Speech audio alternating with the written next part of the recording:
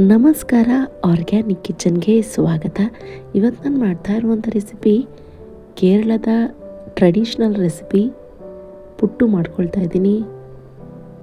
ಇವತ್ತು ಕಡಲೆಕಾಳಿನ ಮಸಾಲೆ ಸಾಂಬಾರು ಮಾಡ್ಕೊಂಡಿದ್ದೆ. ಅದ್ರ ಜೊತೆಗೆ ಪುಟ್ಟು ಮಾಡಿಕೊಂಡ್ರೆ ಚೆನ್ನಾಗಿರುತ್ತೆ ಅಂಥೇಳಿ ಇವತ್ತಿನ ಮಧ್ಯಾಹ್ನದ ಊಟಕ್ಕೆ ನಾನು ರೆಡಿ ಮಾಡ್ಕೊಂಡಿದ್ದೆ. ಬನ್ನಿ ಹೇಗೆ ಮಾಡ್ಕೊಳ್ಳೋದು ಅಂಥೇಳಿ ನೋಡೋಣ. ನಾನು ಮೊದಲಿಗೆ ಇಲ್ಲಿ ಕಾಯಿನ ನುಣ್ಣಗೆ ರುಬ್ಕೊಳ್ತಾ ಇದ್ದೀನಿ. ತುರಿದು ಸಹ ಹಾಕ್ಕೊಳ್ಬೋದು. ಅದ್ರ ಜೊತೆಗೆ ನಾನು ಏಲಕ್ಕಿ ಹಾಕ್ಕೊಳ್ತಿದ್ದೀನಿ. ಏಲಕ್ಕಿ ಆಪ್ಷನಲ್. ನಾನಿಲ್ಲಿ ಸ್ವೀಟ್ ಜೊತೆಗೂ ಸರ್ವ್ ಮಾಡ್ಕೊಳ್ಳೋಣ ಅಂಥೇಳಿ ಹಾಕ್ಕೊಳ್ತಾ ಇದ್ದೀನಿ ಅಷ್ಟೇ. ಇದಿಷ್ಟು ತರ್ತರಿಯಾಗಿ ರುಬ್ಕೊಂಡಿದ್ರೆ ಸಾಕು. ಇವಾಗ ನಾವು ಮೊದಲಿಗೆ ಅಕ್ಕಿ ಹಿಟ್ಟನ್ನ ರೆಡಿ ಮಾಡ್ಕೊಳ್ಳೋಣ. ಎಷ್ಟು ಜನಕ್ಕೆ ನಾವು ಮಾಡ್ಕೊಳ್ತಿದ್ದೀವೋ ಅಷ್ಟು ಪ್ರಮಾಣದಲ್ಲಿ ಅಕ್ಕಿ ಹಿಟ್ಟು ತೊಗೊಂಡ್ರೆ ಆಯಿತು. ನಾನಿಲ್ಲಿ 1 ಕಪ್ ಆಗೋಷ್ಟು ತೊಗೊಂಡಿದ್ದೀನಿ. ಅದಕ್ಕೆ ಚಿಟಿಕೆ ಉಪ್ಪು ಹಾಕ್ಕೊಳ್ತಾ ಇದ್ದೀನಿ. ಇದಾದಮೇಲೆ ನಾನಿಲ್ಲಿ ಇದನ್ನೆಲ್ಲ ಚೆನ್ನಾಗಿ ಮಿಕ್ಸ್ ಮಾಡಿ ನೀರನ್ನ ಸ್ವಲ್ಪ ಬಿಸಿ ಮಾಡ್ಕೊಂಡಿದ್ದೀನಿ. ಬಿಸಿ ಮಾಡ್ಕೊಂಡಿರೋ ನೀರನ್ನ ಇಲ್ಲಿ ಸ್ವಲ್ಪನೇ ಹಾಕಿ ಹಿಟ್ಟನ್ನು ಕಲಿಸ್ಕೊಳ್ಬೇಕು.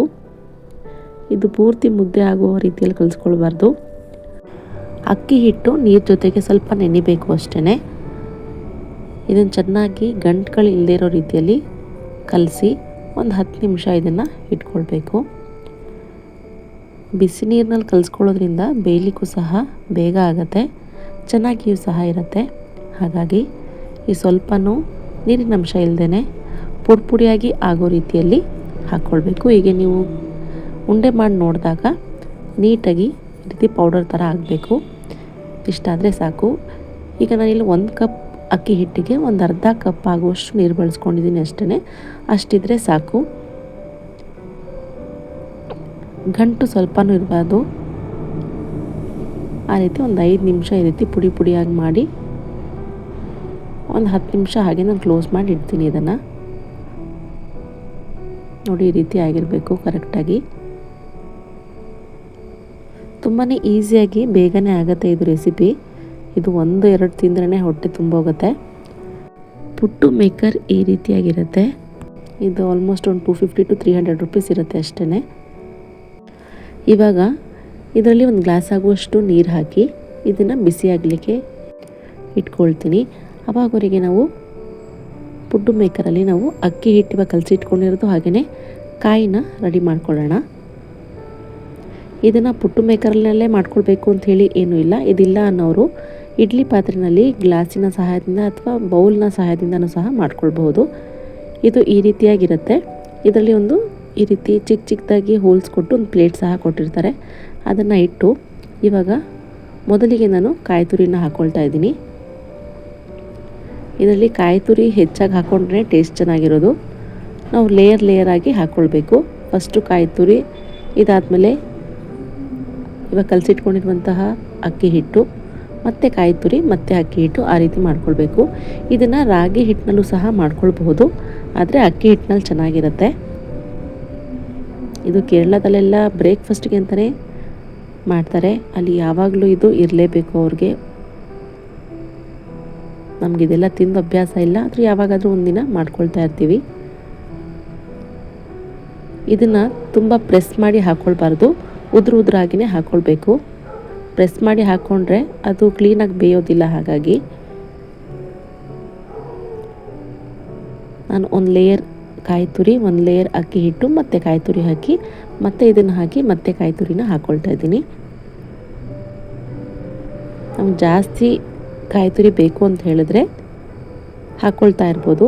1 ಸ್ಪೂನ್ ಅದು, 1 ಸ್ಪೂನ್ ಇದು. ಹಾಗೆ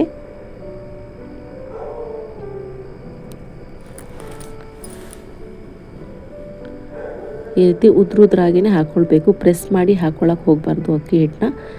ಇವಾಗ ಕೊನೆಯಲ್ಲಿ ಮತ್ತೆ ನಾವು ಕಾಯಿ ತುರಿನ ಹಾಕ್ಕೊಂಡು ಇದ್ರ ಮೇಲೆ ಲಿಡ್ ಕೊಟ್ಟಿರ್ತಾರೆ, ಅದನ್ನು ಕ್ಲೋಸ್ ಮಾಡಿ ಒಂದು 5 to 10 ಮಿನಿಟ್ಸ್ ನಾವು ಇದನ್ನು ಬೇಯಿಸ್ಕೊಂಡ್ರೆ ನಮಗೆ ಪುಟ್ಟು ರೆಡಿ ಆಗುತ್ತೆ.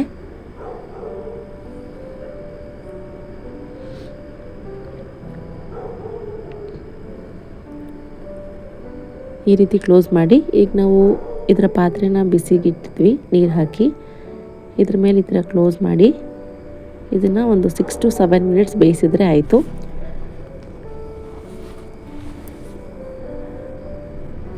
ಇಲ್ಲಿ ಮೇಲ್ಗಡೆ ಈ ರೀತಿ ಹೋಲ್ ಸಹ ಕೊಟ್ಟಿರ್ತಾರೆ, ಅದರಿಂದ ಆವಿ ಹೊರಗೆ ಬರುತ್ತೆ. ಅವಾಗ ನಮಗೆ ಗೊತ್ತಾಗುತ್ತೆ ಇದು ಬೆಂದಿದೆಯೋ ಇಲ್ವೋ ಅಂಥೇಳಿ. ನೋಡಿ ಈ ರೀತಿ ಗೊತ್ತಾಗುತ್ತೆ.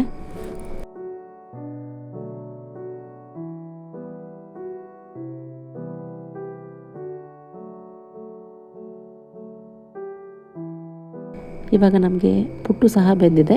ಇದನ್ನು ತೆಗಿಯೋಣ. ಈ ರೀತಿ ಒಂದು ಸ್ಟಿಕ್ ಕೊಟ್ಟಿರ್ತಾರೆ.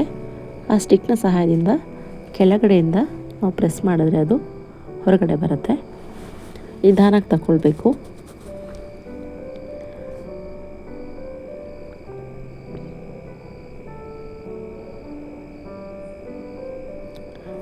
ನಾವು ಕಾಯಿ ತುರಿ ಹಾಕಿರ್ತೀವಲ್ಲ ಮಧ್ಯದಲ್ಲಿ, ಆ ಭಾಗಕ್ಕೆ ಅದನ್ನೇ ಕಟ್ಟಾಗುತ್ತೆ.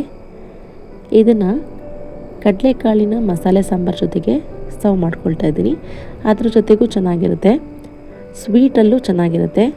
ಸಕ್ಕರೆ ಮಿಕ್ಸ್ ಮಾಡ್ಕೊಂಡು ತಿನ್ನಬಹುದು ಅಥವಾ ಬಾಳೆಹಣ್ಣು ಮಿಕ್ಸ್ ಮಾಡ್ಕೊಂಡು ತಿನ್ನಬಹುದು. ಬೆಲ್ಲ ಮಿಕ್ಸ್ ಮಾಡಿಕೊಂಡು ಸಹ ತಿನ್ನಬಹುದು, ಚೆನ್ನಾಗಿರುತ್ತೆ.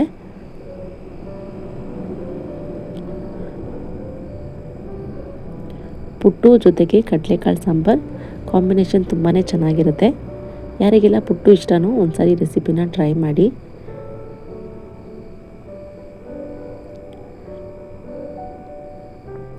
ಸೇಮ್ ನಾವು ಅನ್ನ ಹೇಗೆ ತಿಂತೀವೋ ಹಾಗೆ ಇರುತ್ತೆ ಟೇಸ್ಟು. ಆದರೆ ಕಾಯಿ ತುರಿ ಸ್ವಲ್ಪ ಮಿಕ್ಸ್ ಮಾಡ್ಕೊಂಡಿರೋದ್ರಿಂದ ಚೆನ್ನಾಗಿರುತ್ತೆ. ಇದು ನಾವು 1 ಅಥವಾ 2 ತಿಂದ್ರೇ ಒಂದು ಟೈಮಿನ ಊಟ ಮಾಡಿದಷ್ಟು ಹೊಟ್ಟೆ ತುಂಬ ಹೋಗುತ್ತೆ. ಇದು ಸ್ವೀಟಲ್ಲೂ ಸಹ ಚೆನ್ನಾಗಿರುತ್ತೆ. ಇದು ಬೆಲ್ಲ ಮಿಕ್ಸ್ ಮಾಡಿಕೊಂಡು ಬಾಳೆಹಣ್ಣು ಮಿಕ್ಸ್ ಮಾಡ್ಕೊಂಡು ತಿಂತಾಯಿದ್ರೆ ತುಂಬಾ ಚೆನ್ನಾಗಿರುತ್ತೆ. ಯಾವಾಗಲೂ ಒಂದೇ ರೀತಿ ಊಟ ಮಾಡ್ತಿರುವಾಗ ಬೇಜಾರು ಅನಿಸುತ್ತೆ. ಆವಾಗ ಸ್ವಲ್ಪ ಡಿಫ್ರೆಂಟಾಗಿ ಈ ರೀತಿ ಏನಾದರೂ ಮಾಡ್ಕೊಂಡಾಗ ಚೆನ್ನಾಗಿ ಅನಿಸುತ್ತೆ. ಟೈಮ್ ಇತ್ತು ಅಂತ ಹೇಳಿದ್ರೆ ನೀವು ಕೂಡ ಪುಟ್ಟು ರೆಸಿಪಿನ ಟ್ರೈ ಮಾಡಿ. ಇವಾಗಿನ ಮಕ್ಕಳಿಗೆ ಇದೆಲ್ಲ ಏನು ಅಂಥೇಳಿ ಗೊತ್ತಿರೋದಿಲ್ಲ. ಈ ಕಡೆ ಎಲ್ಲ ಕೇರಳದಲ್ಲೆಲ್ಲ ಯಾವಾಗಲೂ ಇದ್ದೇ ಇರುತ್ತೆ ರೆಸಿಪಿ. ಯಾರಿಗೆಲ್ಲ ಪುಟ್ಟು ಇಷ್ಟನೋ ಒಂದ್ಸರಿ ರೆಸಿಪಿನ ಟ್ರೈ ಮಾಡಿ. ಹೇಗಾಯಿತು ಅಂಥೇಳಿ ಕಾಮೆಂಟ್ ಮಾಡಿ. ನನ್ನ ಈ ಚಾನಲ್ನ ಯಾರೆಲ್ಲ ಸಬ್ಸ್ಕ್ರೈಬ್ ಮಾಡ್ಕೊಂಡಿಲ್ವೋ ಪ್ಲೀಸ್ ಸಬ್ಸ್ಕ್ರೈಬ್ ಮಾಡ್ಕೊಳ್ಳಿ. ನನ್ನ ಈ ವಿಡಿಯೋಸ್ನ ನಿಮ್ಮ ಫ್ರೆಂಡ್ಸ್ ಆ್ಯಂಡ್ ಫ್ಯಾಮಿಲೀಸ್ಗೂ ಕೂಡ ಶೇರ್ ಮಾಡಿ, ಲೈಕ್ ಹಾಗೂ ಕಾಮೆಂಟ್ ಮಾಡಿ. Thank you.